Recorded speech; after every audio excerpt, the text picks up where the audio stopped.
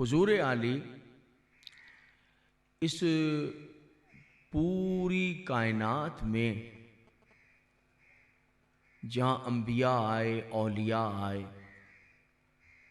शोहदा आए, सालहीन आए, लेकिन जैसा मुस्तफ़ा आया ऐसा कोई नहीं आया।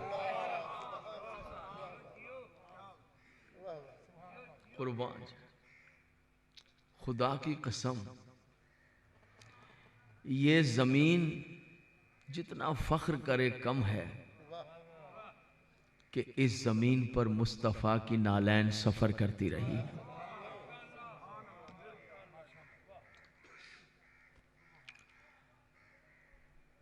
ये गुल, ये कलियां,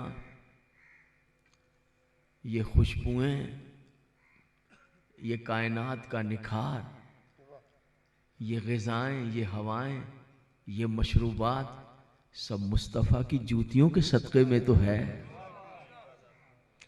और मैं अपने तमाम शिया सुन्नी भाइयों से पूछता हूं कि क्या ये मेरी बात गलत है? कोई मुस्तफ़ा जैसा आया? कुछ भी कर लीजिए, एड़ियां रगड़ ले जमाना, नाक रगड़ ले, नहीं, रसूल जैसा कोई नहीं। लफ्ज़ जैसा पर नजर रखिएगा, मेरा उन्वान बनेगा। कोई नहीं। फिर दोबारा कहूंगा मैं इस जुमले को। बहुत से लोग आए, क्या आदम की इज्जत कम है? क्या नूह की इज्जत कम है? क्या यहया की, जनाब ज़करिया की, क्या हजरत सुलेमान की, क्या इज्जतें कम हैं? सबकी इज्जतें हैं। क्या जनाब मूसा की इज्जत कम है? क्या जनाब ईसा? बहुत ज्यादा, बहुत बुलंद मर्तबे, बहुत इज्जतें। इनमें साहिब शरीयत नबी भी हैं, रसूल भी हैं, लेकिन फिर कहूंगा मुस्तफ़ा जैसा कोई नहीं। अच्छा, अब मैं इस जगह पर ठहर कर ये देखना चाहता हूं कि किसी को कोई इख्तलाफ तो नहीं मेरी बात पर कि नहीं साहब आप गलत कह रहे हैं। नहीं, मैं सीना तान कर कह रहा हूं और इतने वसूख से कह रहा हूं, मुझे यकीन है। आप मुताला कीजिए, आप सफ़र कीजिए, आप उलमा किराम से मिलिए, लेकिन आप इस नतीजे पर पहुंचेंगे कि मुस्तफ़ा जैसा कोई नहीं। फिर सुन लीजिए इस जुमले को, और तकरीर का पहला नतीजा है तो तय हो गया ना कि मुस्तफ़ा जैसा कोई नहीं, मेरे रसूल जैसा कोई नहीं। अब हुजूर अगर रसूल अपनी जबान से कह दे कि अली मेरे जैसा है, फिर इस बात इस मंजिल पर भी फिर कोई नहीं, यानी रसूल जैसा कोई नहीं। और फिर रसूल अगर ये कहे कि अली ओ मिन्नी वाना मिन हो, है मैं अली में से हूँ, वो मुझ में से है, वो जैसा मैं अली हूँ जैसा अली है, जैसे ये हैरत अंगेज। एक सलवात पढ़ दें सारे साहिबान मिलकर, ये हैरत अंगेज मंजिल है। क्या ये मामूली बात है? क्या ये कम वजन बात है? इन्हीं बातों का जायजा लेंगे, इन्हीं बातों की तरफ ध्यान देंगे और देखेंगे कि जिस हस्ती को रसूल कहे कि मेरे जैसा है, जिस हस्ती को रसूल कहे कि मुझसे है, मिन्नियत की मंजिल। करीब बहुत हैं और सारे इज्जतों वाले हैं, मिन्नियत की मंजिल पे कोई नहीं कि तू मुझ में से है, तू मुझसे है। इस मंजिल पर फकत ये है। तो ये अली जिसको ये कहा गया है रसूल की जबान से, कोई मामूली बात नहीं है। हम तो तासुब में पड़े हुए हैं, ये आपका है, वो मेरा है, वो शिया का है, वो सुन्नी का है, वो यूं है, वो यूं है। हम यहां पर जो गुफ्तगू 10 दिन करेंगे, ये गुफ्तगू तासुब की गुफ्तगू नहीं है। यहां गुफ्तगू होगी इल्म की गुफ्तगू, ताकि हम तासुब से अलहदा होकर वो बातें जो हमें नुकसान पहुंचा रही थी उनसे अलहदा हो जाएं और नबी रहमत की जूतियों से वाबस्ता हो जाए। हमारी 10 रोजा गुफ्तगू ये होगी। आइए हम पहली मजलिस में इस बात की तरफ चलें और कुछ नताइज आपके लिए छोड़ें कि ये कौन है, ये किसके बारे में गुफ्तगू हो रही है, ये कौन है अली और किससे कहा जा रहा है। जबान तो क़िबला सबके मुंह में है, जो चाहे कहे, वो उसके मुंह में भी जबान है और वो उसके मुंह में भी जबान है। नहीं मेरे मोहतरम सामईन, हमारे और आपके देखने और सोचने का मेयार ये होना चाहिए, आप शिया हैं शौक से रहिए, आप सुन्नी हैं शौक से रहिए माशाल्लाह, लेकिन सोचने का अंदाज ये होना चाहिए कि मेरी और आपकी फिक्र कुछ नहीं है, मेरी और आपकी सोच कुछ नहीं है, जो नबी कह देगा हम वो मान लेंगे। कहिए कोई बात गलत है इसमें? कोई बात ऐसी है कि जो रसूल कह देगा हमने वो बात तस्लीम कर लेनी है, चाहे वो बात हमारी मुखालफत में ही क्यों ना जा रही हो। इसलिए कि मेरी सोच का नाम दीन नहीं है, मेरी फिक्र का नाम दीन नहीं है कि जो मैंने सोचा है वो ही दीन है। नहीं, मैं ऐसा सोचता हूं, मैं ऐसा समझता हूं, हमने ऐसा सोच लिया, कतई गलत है। आप कोई भी हैं माशाल्लाह, लेकिन ये नजरिया गलत है। पहले इस नजरिए को खत्म होना चाहिए। मैं ये बात अपने लिए कह रहा हूं कि ये नजरिया गलत है कि साहब हमने जो सोचा है वो दीन है। नहीं, याद रखिएगा मेरे मोहतरम सामईन, दीन को अपनी फिक्र के, अपनी सोच के ताबे करने का नाम यजीदियत है। कि जैसा मैं सोचूं दीन वैसा हो जाए। दीन को अपनी फिक्र के, अपनी सोच के ताबे कर देने का नाम यजीदियत है, और दीन पर गला कटा देने का नाम हुसैनियत है।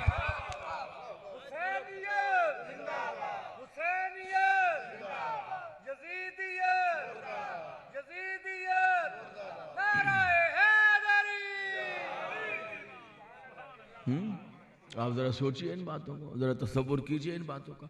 मेरे मोहतरम सामईन, रहमत है सबसे पहले तो बात यहां पर होगी, उस जैसा कोई नहीं। अच्छा, पहली दलील सुनिए कि सब हैं इज्जतों वाले, आदम से ईसा तक सब इज्जतों वाले हैं। मैं अब आम आदमी की बात करके तो मुस्तफा की बात नहीं कर सकता ना, तो मैं नबियों की बात करूं। आदम इज्जतों वाले, नूह इज्जतों वाले, इब्राहिम, मगर इन जैसा कोई नहीं। उसकी एक दलील सुनिए, आप कहेंगे आप 10 दफा कह चुके कि इन जैसा कोई नहीं। जी हां, याद रखिए अल्लाह ने सबको इज्जतें अता की, अल्लाह ने सब पर मेहरबानियां की, सबको एजाज बख्शे, लेकिन इन 1.25 लाख में रहमत फकत यही है। गुफ्तगू हैरत अंगेज राहें तय करेगी, आहिस्ता आहिस्ता बात आगे बढ़ेगी। आज तमहीदी तकरीर है। रहमत फकत एक ही है, रहमत फकत एक है। और ये रहमत क्या है? किसको? जिसे हर शख्स तलब करता है। मुझे भी रहमत चाहिए, आपको भी रहमत चाहिए, रहमत कर देना जिंदगी में भी चाहिए और जिंदगी के बाद भी चाहिए है। और उन लम्हों में तो बहुत ज्यादा चाहिए कि जब कोई भी नहीं रह गया, अब ना भाई है, ना बेटे हैं, ना दोस्त हैं, ना साथी हैं, वीरान अंधेरी राहें हैं, वीरान राहों का सफर है, अनजान राहों की मंजिलें हैं, वहां कोई भी नहीं है, वहां तो हवा भी नहीं है, रोशनी भी नहीं है। अब जरूरत है कि तू रहमत कर दे। है सुन्नी है तो रहमत चाहिए, शिया है तो रहमत चाहिए। तो मुझे बताइए कि ये रहमत जो आप तलब कर रहे हैं, पाकिस्तान में है तो रहमत तलब कर रहा है, या किरतों में बैठा है तो रहमत तलब कर रहा है, लाहौर में बैठा है तो रहमत तलब कर रहा है, पिंडी में बैठा है, कराची में बैठा है, रहमत तलब, बैरून मुल्क है तो रहमत तलब कर रहा है। हर वक्त हर एक की जरूरत है रहमत। जिंदा है तो रहमत से तवस्सुल, जिंदगी गुजर गई है तो अब रहमत कर देना, यानी मुसलसल तलब रहमत है हर एक की। मेरी शायद बातें परेशान तो नहीं करेंगे आप?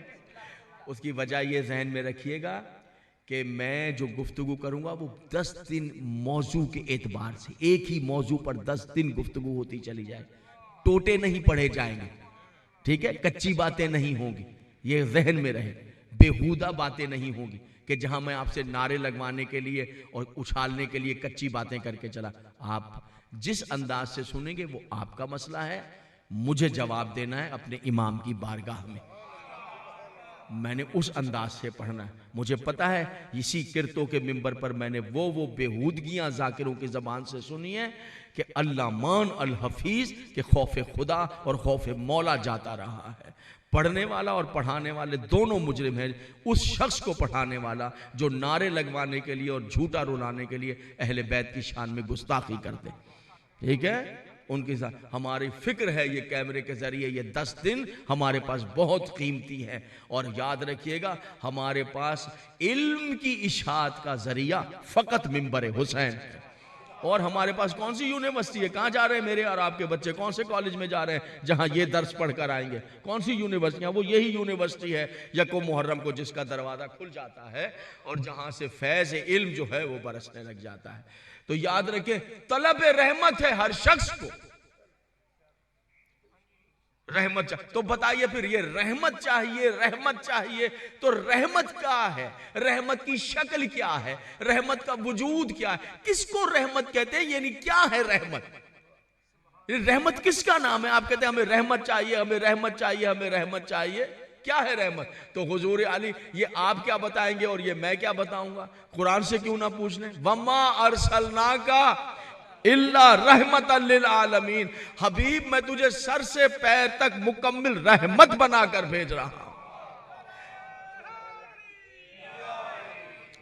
तो अगर आप रहमत कहें, तवज्जो आते है मेरे मैं कहूं रहमत तो आप मुस्तफा समझिए, मैं कहूं मुस्तफा तो आप रहमत समझिए, ठीक है? यानी रहमत वजूद मुस्तफा। तो इसका मतलब यह कि आज आप रहमत तलब कर रहे हैं, सुन्नी है तो रहमत तलब कर रहे हैं, शिया है तो रहमत तलब कर रहे हैं। रहमत के माने हैं मुस्तफा। तो अगर आज आप रहमत तलब कर रहे हैं तो इसका मतलब मुस्तफा आज भी जिंदा है ना? यानी जहां तसव्वुर रहमत है वहां मुस्तफा हयात है।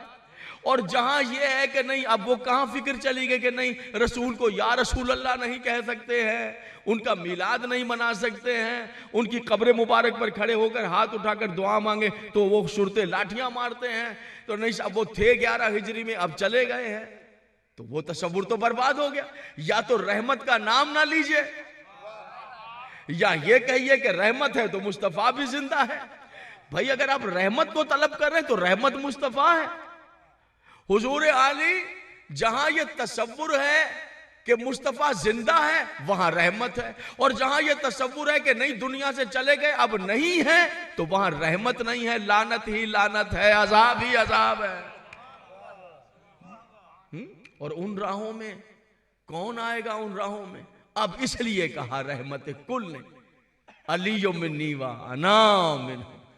क्या मतलब है?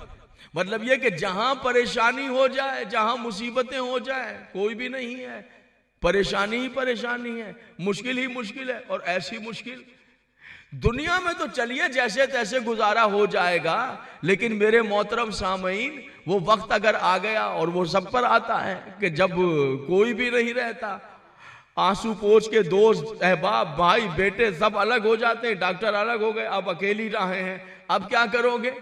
तो ऐसी मंजिल पर आवाज है मुस्तफा की, तवज्जो हाथ रखिएगा, वो जो मैंने कहा कि कोई नहीं जो मुस्तफा जैसा है। हां, जिसे मुस्तफा कह दे कि अली मुझ जैसा है, तो फिर कोई पूरी दुनिया में बहुत पीर हैं, बहुत पीर हैं, और हमें सबका एहतराम है, हर मुर्शिद का, हर पीर का, हर वली का। हमसे बेहतर एहतराम कौन जानता है? एहतराम की तहजीब ही हम लोगों को आती है, हमें हर वली का एहतराम है। मगर याद रखिए, पूरी कायनात में हर वली का ताल्लुक अपने मुरीद से जिंदगी तक है, और बस पूरी कायनात में एक वली है अली, जिसने अपने गुलामों से कहा है मौत आए तो घबराना नहीं, पहले मैं आ जाऊंगा।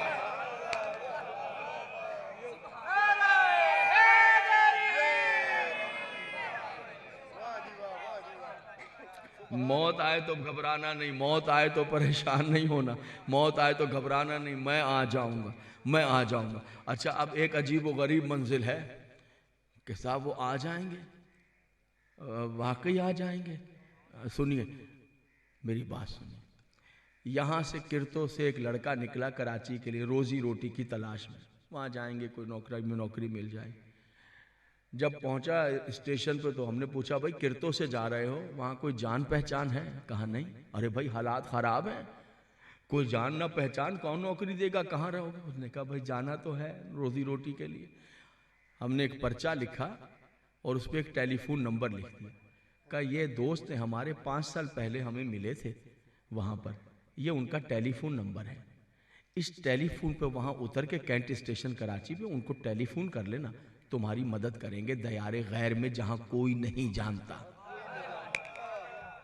किबला अब उस लड़के ने क्या किया, नंबर लेकर और जेब में रख के और सीने से लगा लिया। लीजिए ट्रेन चलती रही, उसका हाथ यहां से हट नहीं रहा है। क्यों?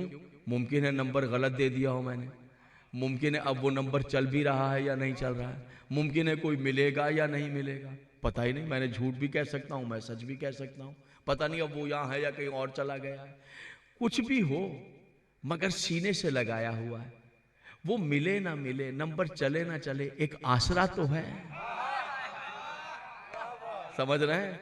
इस आसरे ने सफर तय करवा दिया है। मेरे मोहतरम सामईन, एक पर्चे पे लिखा हुआ नंबर कितनी तकवीयत दे गया दयारे गैर में, कि एक आसरा है, दिल ठहरा हुआ है। जबकि मैं झूठ भी बोल सकता हूँ, सच भी बोल सकता हूँ। खुदा की कसम मेरे मोहतरम सामईन, तारीख गवाह है, सूरज मशरिक के बजाय मगरिब से तुलू हो सकता है, अली की जबान पे झूठ नहीं आ सकता।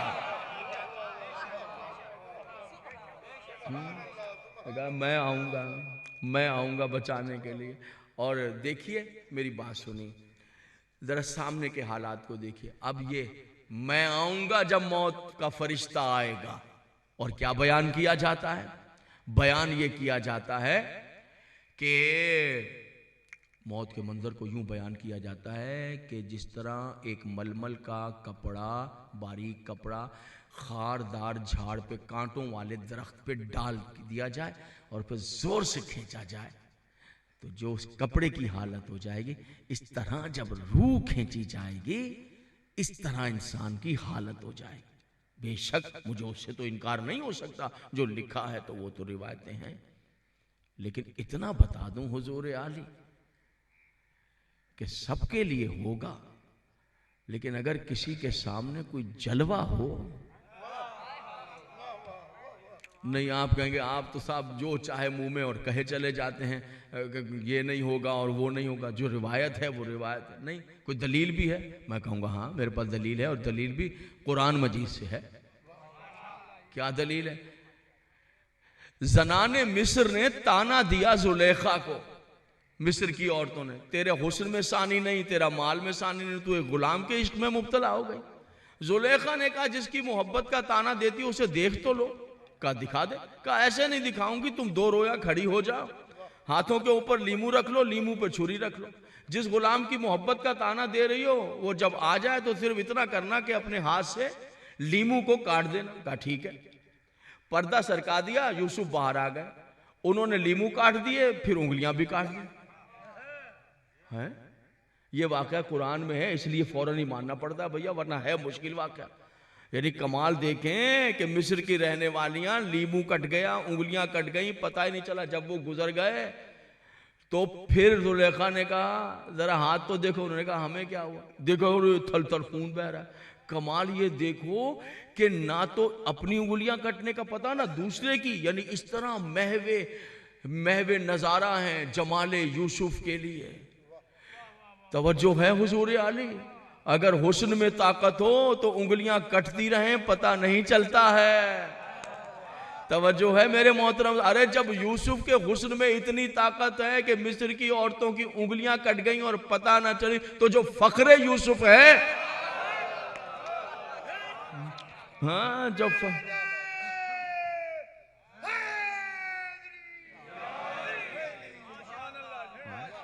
अच्छा, एक और बात बताऊं आपको। मेरी आदत है, मैं तारीख को एक कदम आगे बढ़कर देखने की कोशिश करता हूं। देखिए, पहले क्या कटा है, उंगलियां या लीमू? पहले कटे हैं लीमू, फिर कटी हैं उंगलियां। एक दो भी नहीं है, तकरीबन 75 के करीब औरतें खड़ी हुई हैं। खुदा ना खास्ता, अल्लाह ना करे कभी आपकी उंगली पे कोई चोट लग जाए, अल्लाह ना करे, अल्लाह ना करे, खुदा ना खास्ता, तो आप क्या करते हैं? मरहम लगाते हैं, दवा लगाते हैं, ठंड पड़ जाती है। आइंदा अगर कभी अल्लाह ना करे ऐसा हो जाए कि कोई रेजर लग जाए, कोई पिन लग जाए, तो आप मरहम ना लगाइएगा। मैं आपको एक मशवरा देता हूं, आप ऐसे कीजिएगा, जख्म के ऊपर लीमू निचोड़ दीजिएगा, उस पर लीमू लेके लीमू का रस निचोड़ दीजिएगा। यकीन जाने जिसने मेरे मशवरे पर अमल किया वो बाद में मुझे ढूंढता फिरेगा कि नकवी साहब किस दुश्मनी का बदला लेकर चले गए आप, हमने क्या बिगाड़ा था और क्या हुआ? कहा साहब तौबा कीजिए। आपने कहा लीमू, वो लीमू निचोड़ा तो ऐसे लगा कि जैसे जख्म पे तेजाब डाल दिया। तवज्जो है, पहले कटा है लीमू, फिर कटी है उंगलियां, ना तो उंगलियों के जख्म का पता चला, ना जख्म पर लीमू के तेजाब का पता चला है। अगर किसी को ये मंजर नजर ना आए और वो देखना चाहता है पढ़ने के बाद, तो 10 मुहर्रम जंजीर के हल्के में आ जाए, जरा देखे तो सही कि मातमी जंजीर मान रहा है और चेहरे पर तबस्सुम भी है। अब लोग हैरान हो जाते हैं कि क्या है भाई, कुछ भी नहीं है, सामने फखरे यूसुफ का जलवा है, और क्या होना है फखर। अच्छा, और एक बात बताऊं कि मातमी के लिए भी दोहरी कैफियत है जो मिस्र की औरतों के लिए थी, कि पहले लीमू, एक जख्म, फिर जख्म पर लीमू के रस का तेजाब जैसा लीमू का रस। 10 मुहर्रम को मातमी के लिए भी दोहरी कैफियत है, एक तो जंजीर का जख्म और एक तेजाब जैसे अपने और बेगाने के फतवे। सलवात पढ़ दे मोहम्मद और आले मोहम्मद पर।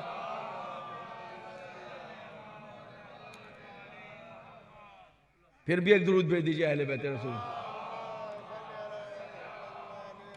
तवज्जो है मेरे मोहतरम सामने, मुतवज्जे है मेरे मोहतरम सामने।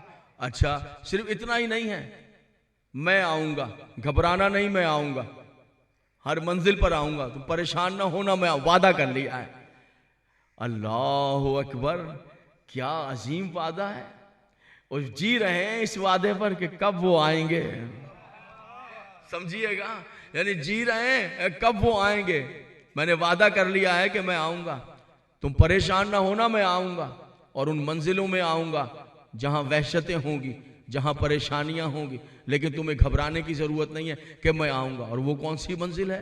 वो मंजिल बड़ी अजीबो गरीब है। जब लिटा दिया है कब्र में, और कब्र में लिटाने के बाद गुफ्तगू हो रही है। क्या गुफ्तगू हो रही है? कांधा पकड़ लिया है, एक ऊपर से बोल रहा है, और जब नाम लेता है तो दूसरा शाना हिला देता है। इस्मा इफहम, सुन और समझ। पहले तो जो मर गया वो सुने क्या और समझे क्या?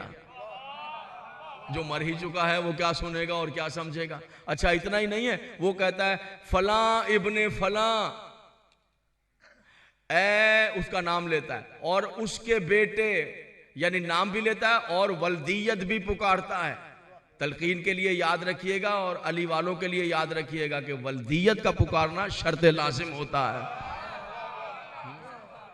फला इब्ने फला, और वहां से वो शाना हिला देता है। फला, इस शाना क्यों हिलाया जा रहा है? सुनिए शाना हिलाने की हिकमत क्या है।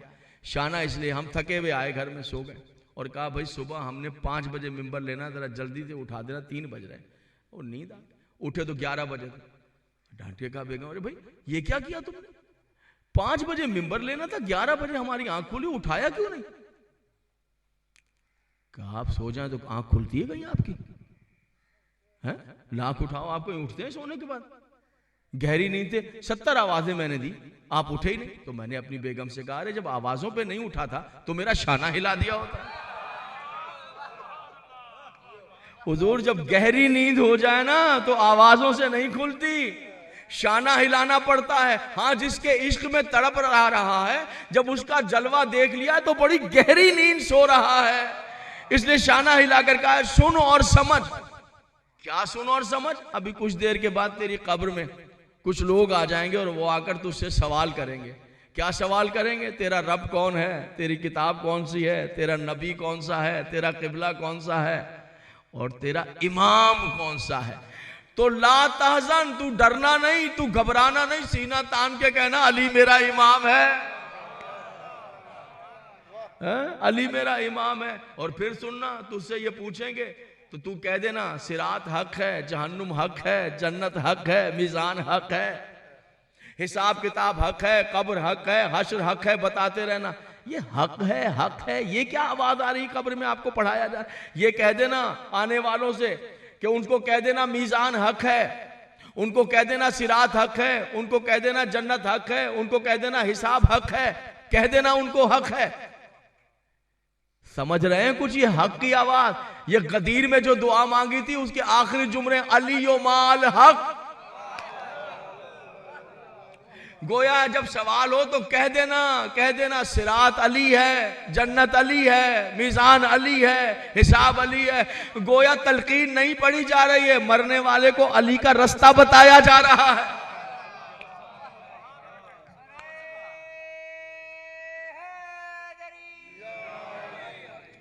थके तो नहीं है मेरे मोहतरम सामाईन? जरा कल थोड़ा सा जल्दी तशरीफ ले आए तो 1 बजे सब मिलकर बैठे और बातें हों। रफ्ता रफ्ता गुफ्तगू आगे बढ़ रही है। आज सिर्फ इस बात पर बात कर रहा हूं कि मुस्तफ़ा जैसा कोई नहीं, ये मेरे उन्वान है, जहन में रखिए। रसूल जैसा कोई नहीं है। फिर ज़बाने इस बस से जिसके लिए निकल जाए कि ये मेरे जैसा है, ये अहम बात है, इस पर हमें सोचना है। और ये फिर किस तरह अली ने लाज रखी है इन बातों की, ये सब सिलसिले चलते रहेंगे। और तारीख में आप अली इब्न अबी तालिब को एक एक सफ़ा आगे बढ़ते हुए देखेंगे, एक एक सफ़ा पढ़ते हुए। मैं सफ़ा ब सफ़ा अमीर अल मोमिनीन की हयात तैयबा आपके सामने पढ़ूंगा, ताकि जब ये हयात अली आप सुनते चले जाएं और फिर फैसला करते चले जाए कि हाँ, इसलिए नबी ने कहा था कि ये मुझ जैसा है। इसलिए रसूल ने कहा था कि ये मुझ जैसा है। एक बहुत बड़े कारी गुजरे हैं, कारी बासित, बहुत बड़े कारी गुजरे। ये जहन में रहे, ये जहन में रहे कि वो आता है। उसने वादा किया। एक औरत थी, सैयद मुर्तजा गुजरे एक बस्ती से। तो जब उस बस्ती से गुजरे तो पता चला कि इस बस्ती में एक औरत लड़की 16 साल की थी, एक रात में 85 साल की बुढ़िया हो गई। हैरान हो कि 16 साल की लड़की एक रात में 85 साल की, 90 साल की बुढ़िया कैसे हो गई।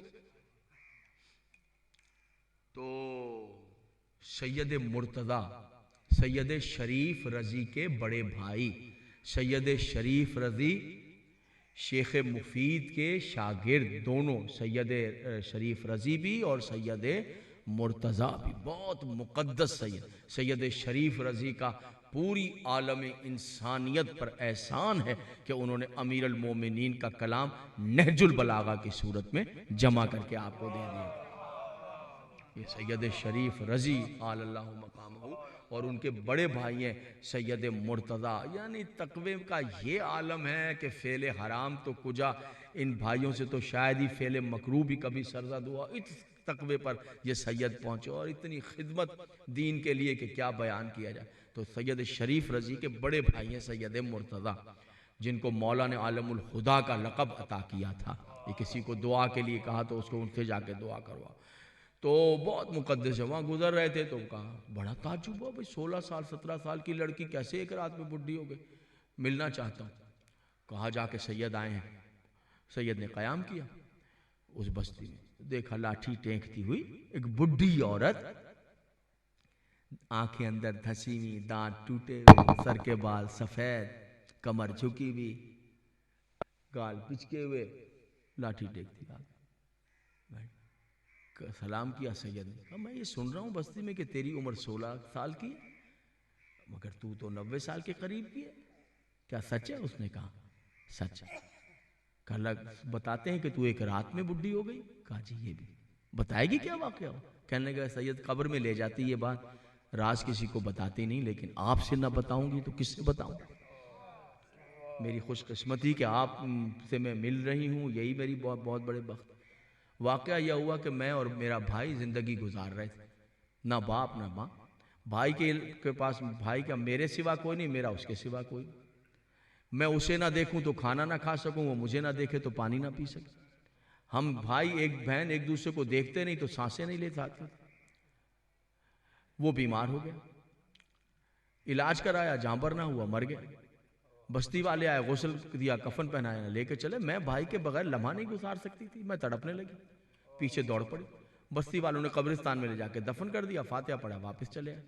मैं भाई की कब्र पे मैं हैरान कि तेरे सिवा मेरा था ही कौन? मैं तो तेरे बिना खाना भी नहीं खा सकती, जीऊंगी नहीं। मैंने क्या किया, मेरे भाई की बराबर वाली कब्र जो थी वो टूटी हुई थी, मैं उसमें नीचे उतर गई और वहां से मैंने खोदना शुरू किया अपने भाई की कब्र की तरफ। शिद्दत जज्बात और जुनून मोहब्बत कि मेरे हाथ जख्मी होते रहे, लेकिन मैं खोदती रही। खोदते खोदते खोदते मैंने रेत को इतना खोद लिया कि टूटी हुई कब्र से जिसमें मैं बैठी थी, अपने भाई की कब्र की तरफ मैंने एक सुराख बना लिया। मैंने देखा कफन ओढ़े हुए मेरा भाई कब्र में लेटा हुआ। इतने में शब ढल गए। यकायक मैंने देखा भाई की कब्र वसी होने लगी। कुछ लोग कब्र के अंदर आ गए, उन्होंने कब्र में झाड़ू दिया। फिर कुछ लोग आए, इत्रबाशी की, पानी छिड़का। फिर मैंने देखा एक जवाहरात से मुज़य्यन सोने की कुर्सी मेरे भाई के सराहने लाकर रख दी गई। फिर जितने लोग कब्र में आए थे वो सारे के सारे जो है वो बाअदब होकर खड़े हो गए। मैं खड़ा हो जाऊं पीछे से, मजमा देख। कुर्सी छोटी, कुर्सी छोटी, मिंबर नहीं है। ठीक है, ठीक है, मिंबर नहीं है ना, और मिंबर अब मिलेगा भी नहीं कहीं से। चलो खैर, कोई कल से बड़ी कुर्सी देखिएगा, हाँ, मिल जाए। अल्लाह आप सबकी जिंदगियां दराज करे और मालिक आप सबको शादो आबाद रखे। मेरा भाई बेटा जवाहरात से मुज़य्यन कुर्सी ला के रख दी। फिर सब के सब बाअदब होकर खड़े हो गए। देखती क्या हूं कि यकायक मेरे भाई की कब्र में एक ऐसा शहजादा आ गया कि जिसके हुस्न के आगे चांद का हुस्न मान पड़ रहा था।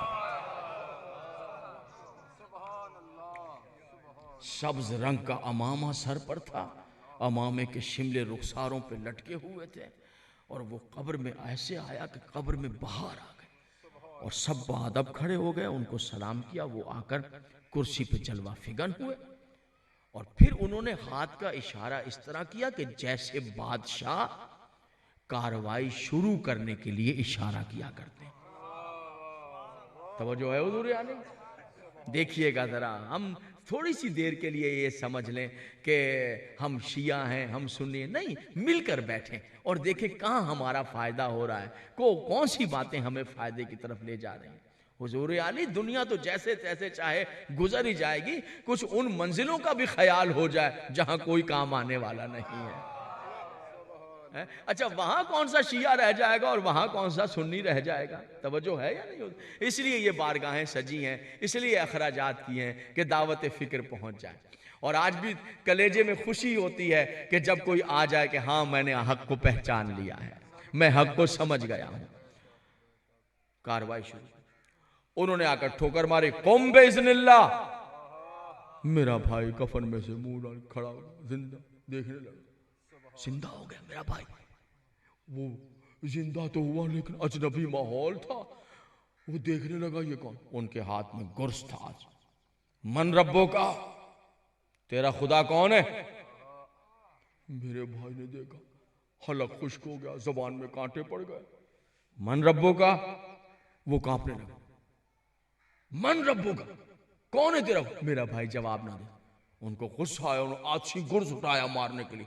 इससे पहले कि वो आछी गुर्ज मारते, वो शहजादा जो सोने की कुर्सी पे जलवा फिगन था, वो इंतहाई मोहब्बत से आगे झुके और मेरे भाई से कहा, इनसे कह दे अल्लाह तेरा रब है। मौजूदीन किरतो, मैं आपसे तवज्जो चाहता हूँ, मैं आपसे तवज्जो चाहता हूँ हुजूर आले। बुनियाद है मेरी 10 रोजा मजालिस की, बुनियाद रख रहा हूँ।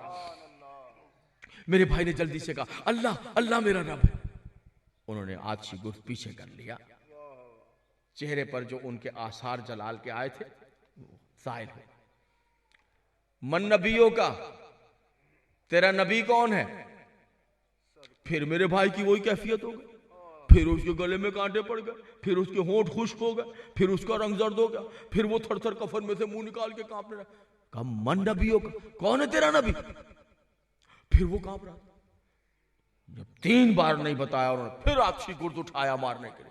इससे पहले कि वो गुर्ज मारते मेरा भाई जला देते, मेरे भाई ने वो शहजादा आगे बढ़ा और मोहब्बत के साथ उसे कहा, इनसे कह दे मोहम्मद मुस्तफ़ा तेरे नबी हैं सल्लल्लाहु अलैहि वसल्लम। मेरे भाई ने कहा, वो मोहम्मद मेरे नबी हैं। वो उन्होंने गुर्ज पीछे कर लिया। अब उन्होंने पूछा, मन इमामों का, तेरा इमाम कौन है? वो पहले नहीं बता पाया था, वैसे अब भी कांपने लग गया। मन इमामों का, वो कोई जवाब नहीं दे सका। मन इमामों का, जब जवाब नहीं दे सका, उन्होंने गुर्ज उठाया और मेरे भाई को मारा। बस गुर्ज का लगना था कि मेरे भाई का गोश्त जलने लगा। कफन जलने लगा, हड्डियां जलने लगी, वो चीखे मार रहा था, वो तड़प रहा था, उसका गोश्त जल जल जल के गिर रहा था, वो चीखे मार रहा, बंद करवा दी, वो चीखे मार रहा था, उसका गोश्त जल रहा था। मैं बेहोश, जब मुझे होश आया, राख पड़ी हुई थी, धुआं था, हड्डियां जल गई।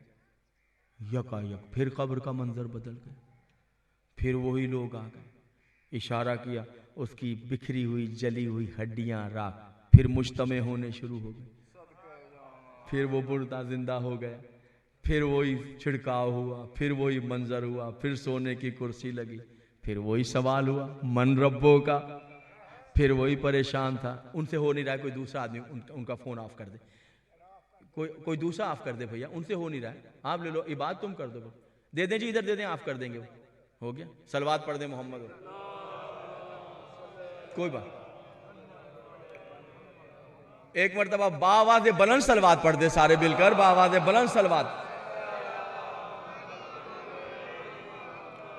नहीं हुजूर, मैं आपको बताऊं, मासूम फरमाते हैं जिसने हम पर एक सलवात पढ़ी है उसके नामा अमाल से अल्लाह 70,000 गुनाह मिटा देता है। बावाज़े बुलंद सलवात, सल्ले अला मोहम्मद, मिलके सलवात। गुफ्तगू हैरत अंगेज, दो नतीजे हैं अभी मेरे पास आपके लिए, अभी मैं नतीजे पेश करूंगा आज आपकी खिदमत। फिर वही सवाल, फिर वही मेरे भाई का लाजवाब हो जाना, फिर कांपना, फिर तड़पना, फिर वही आगे बढ़े। उनका कह दिया अल्लाह तेरा रब है, उन्हें कह दिया जान पर। फिर उन्होंने पूछा कौन नबी है, वो ना बता, फिर उसी शहजादे ने कहा क्या मोहम्मद तेरे नबी है, जवाब दे दिया। फिर कहा मन इमाम, कौन है तेरा इमाम, फिर वो परेशान हुआ, फिर वो थर्राया, फिर वो लर्जा, फिर जवाब ना दे सका, उन्होंने फिर गुर्ज मारा, फिर मेरा भाई जलने लगा, हड्डियां उड़ने लगी, गोश्त जलने लगा, धुआं, शोले, उसकी चीख का। तीसरी बार फिर वही, फिर उन्होंने वही पूछा मन रब्बों का, उसी शहजादे ने बताया, मन नबियों का, उन्होंने ही बताया, मन इमामों का, फिर वही जवाब। इससे पहले मन इमामों का, मन ना बताओ, उन्होंने गुर्ज उठाया मारने के लिए, कहा अब मैं बर्दाश्त ना कर सकी, जिस सुराख में थी मैं बैठी वहीं से मैं आगे बढ़ती हुई चली गई घिसटती। और वो जो शहजादा कुर्सी पर बैठा हुआ था, है जो पैकरे हुस्न था, पैकरे जमाल था, मैंने जाकर उसके कदम थाम लिए और मैंने कहा शहजादे, जिस तरह अल्लाह और नबी के सवाल का जवाब बताकर मेरे भाई को जलने से बचा लेते हैं, इसी तरह बराए खुदा इमाम का नाम बताकर भी मेरे भाई को जलने से बचा लें। तो एक मर्तबा उस शहजादे ने शफकत से मेरी जानिब देखकर कहा बात सुनो, ये दुनिया में अल्लाह की तौहीद का भी कायल था, रसूल की नबूवत का भी कायल था, मेरे अली की विलायत का इनकार करके आया। मुझे अली की विलायत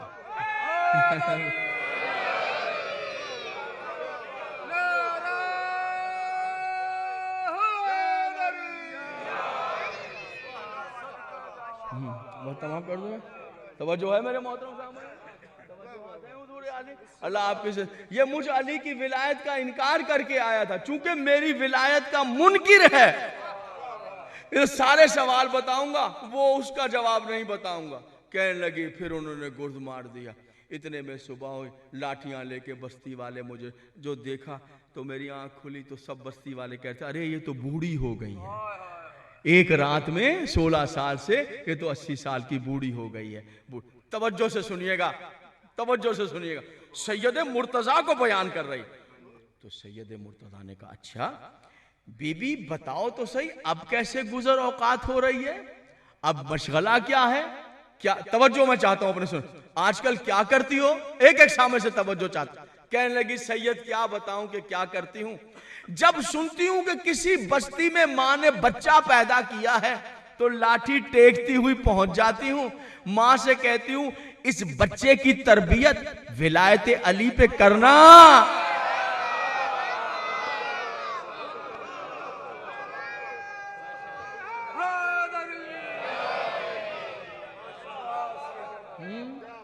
इस बच्चे की तरबियत विलायत अली पर कहां सुनती हूं। सैयद ने पूछा अब गुजर औकात, अब क्या मशगला है, क्या करती हो, क्या सैयद क्या करना है। जब सुनती हूं मेरे बेटे, जब सुनती हूं कि किसी बस्ती में बच्चा पैदा हुआ है, लाठी टेकते हुए चली जाती हूं, जाकर मां से कहती हूं इस बच्चे की तरबियत विलायत अली पे करना। कब्र में आता है मैंने आंखों से देखा है।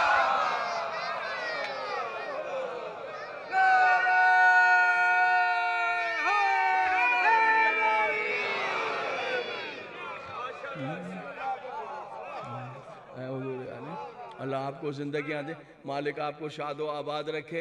एक बहुत बड़े कारी थे, बहुत बड़े कारी बासित, मिस्र के, बड़ा नाम पैदा किया, वाकई बड़ा नाम पैदा किया, किरत में कमाल कर दिया। अल्लाह अकबर, अल्लाह अकबर। दुनिया में जहां गए सबसे बड़ा अवार्ड किरत का जीत किया है।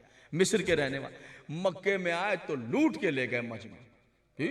जहां भी गए तो ईरान में, मशहद में उनके बड़े बड़े मुकाबले हुए, लेकिन दीवाना कर देते थे। वो इस तरह पढ़ते थे, और जब वो पढ़ते पढ़ते यहाँ, और कभी उनसे सूरह रहमान सुनिए, नेट पर निकाल लीजिए या कैसेट खरीद लीजिए, या सूरह हमद उनका पढ़ना, ओफ अल्लाह। कारी बासित से मां ने पैदा नहीं किया ऐसा किरत करने वाला।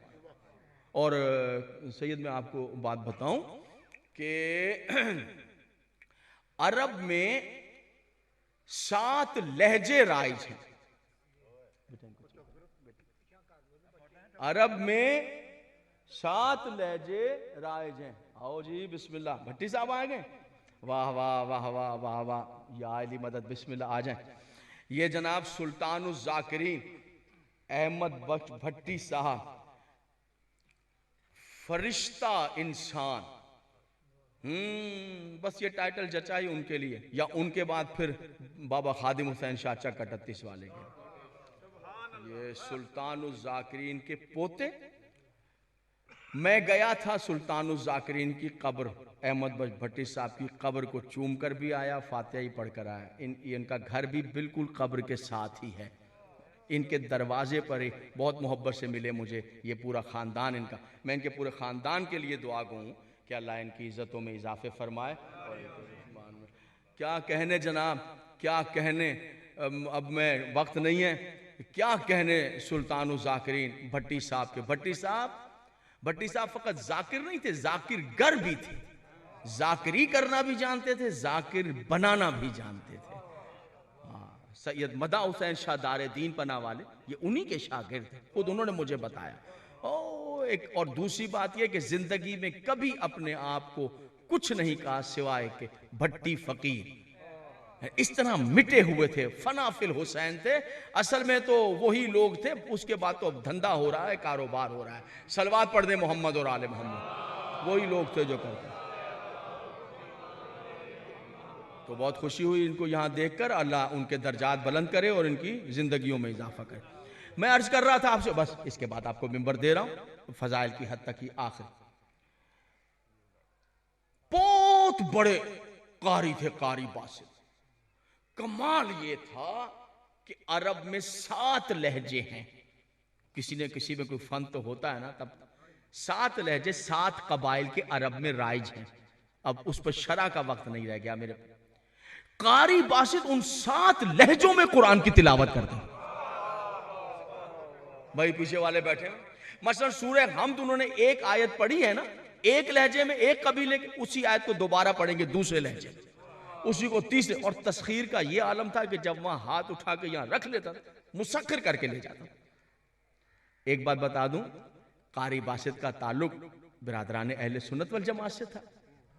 यह शिया मजमा है, मैं शिया हूं, तारीफ उनकी कर रहा हूं। किसी ने मुझे कहा है उनकी तारीफ कर देना, पता था मैं उनकी तारीफ करूंगा, कर ही रहा हूं। अब यह बात ना करना कि शिया किसी और की तारीफ नहीं करते। किसी में कोई बात हो तारीफ की तो जरूर किया करते हैं।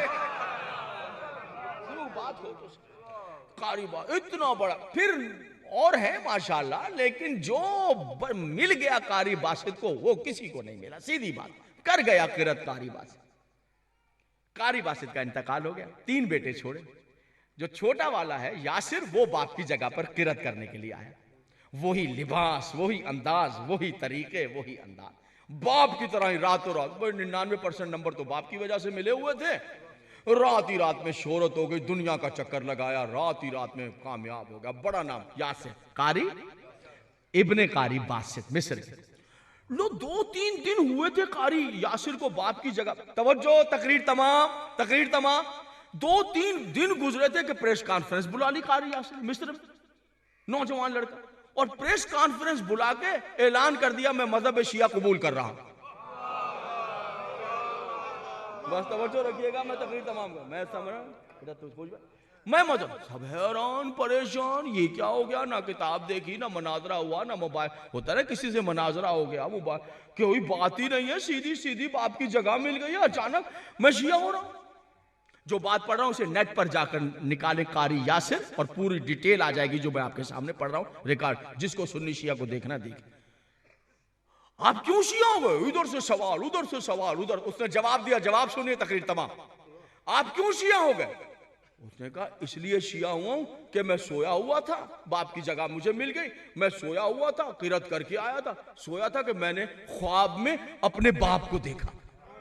क्या देखा? मैदान हश्र है और मेरा बाप दाखिल हुआ, फरिश्ते खड़े हो गए, और एक कारी बासित आ गया, हाथ चूमो इसके सीने से लगाओ, वाह वाह वाह, कारी बासित, इसका ओढ़ना बिछोना कुरान की तिलावत, फरिश्तों ने सीने से लगाया, मेरे बाप के रुखसार चूमे, फरिश्ते लेकर मेरे बाप को इज्जत से मोहब्बत से जन्नत में ले जा रहे थे, मेरे बाप को लेकर, ये कारी बासित दुनिया में जैसे ही मेरे बाप ने जन्नत में कदम रखना चाहा, आवाज़ कुदरत आई, इसे रोको, मैंने सवाल करना है।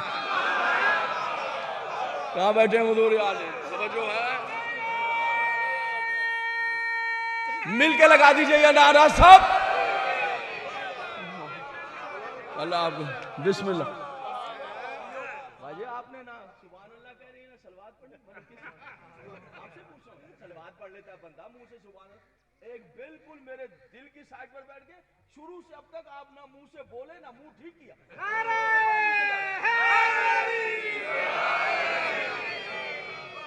जो है मेरे ओ कारी बासित आ गया मैदान महशर में, फरिश्त, मैंने ख्वाब में देखा कारी, ये नेट पर जाके ऑन करें, मैं रिकॉर्ड पर बता रहा हूं, नेट पर जाकर ऑन करें, पूरी डिटेल उसकी जबान से जो उसने इंटरव्यू में कहा। आप शिया कहा मैं सोया हुआ था, मैदान महशर मेरा बाप जा रहा है सीधा, तो कारी बासित आ गया, कारी बासित आ गया, अरे इतना अजीम कुरान पढ़, दुनिया में कुरान पढ़ने वाला इस जैसी किरत कोई नहीं कर, चलो फरिश्ते जन्नत में ले जा। जैसे ही मेरे बाप फरिश्तों के जुलूम में जन्नत में कदम रख, आवाज कुदरत, इसको रोको, मैंने सवाल करना है। कहा मालिक फरिश्तों ने कारी बासित है, इसका ओढ़ना बिछोना ही करे थे कुरान। कहा इस सवाल के बगैर मैंने नबियों को नबूवत नहीं दी थी, जन्नत के जन्नत के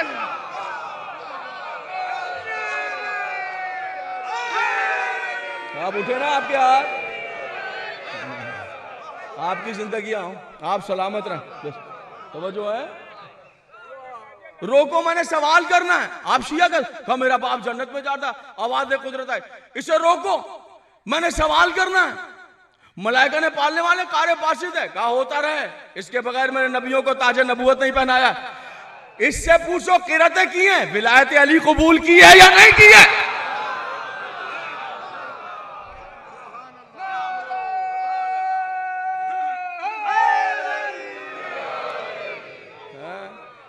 कबूल की है तो जन्नत है, वरना खुशबू भी जन्नत का, इसलिए मैं उठ के मैंने कहा कबूल कर लूं विलायत अली को, मेरे पास जा। उस दिन से कारी यासिर अब मजहब अहले बैत, मजहब हक, मजहब शिया को कबूल किए हुए, नेट पर मौजूद। बस दोस्तों, अल्लाह आपकी जिंदगी दराज करे। मुहर्रम का चांद देखा आपने, कल गुफ्तगू आगे बढ़ेगी, और मैं आपको यह भी बता दूं, इस गुफ्तगू के दौरान मैं आपकी खिदमत में अर्ज करूंगा कि जो हयात तैयबा है पैगंबर इस्लाम की, और उसकी जो 87 जंगें हैं, उसमें अली का किरदार क्या रहा है, वो भी आप यहाँ पर तारीख के हवाले से सुनेंगे। चांद देखा आपने, खुदा की कसम, इस तरह तो लोग खुशियों के चांद का इंतजार नहीं करते।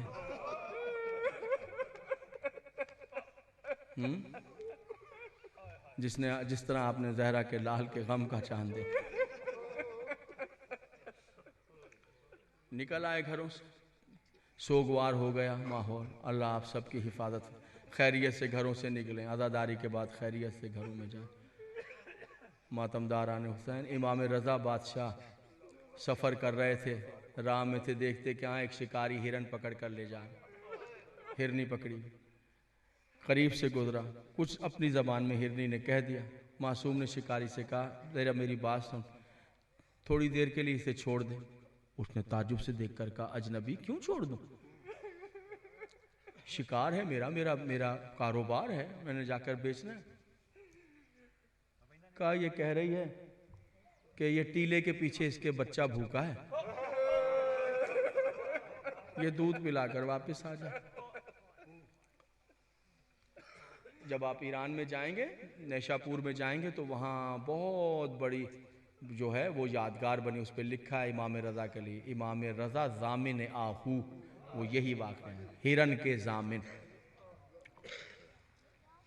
उसने कहा, ताज्जुब है मुझे आपकी बात पर, ये वहशी जानवर है, मैं इसे जाल से छोड़ दूंगा, वापस किस तरह आ सकती है? बच्चा भूखा है, मेरी समझ में नहीं आता। आपने कहा, मैं जमानत लेता हूँ।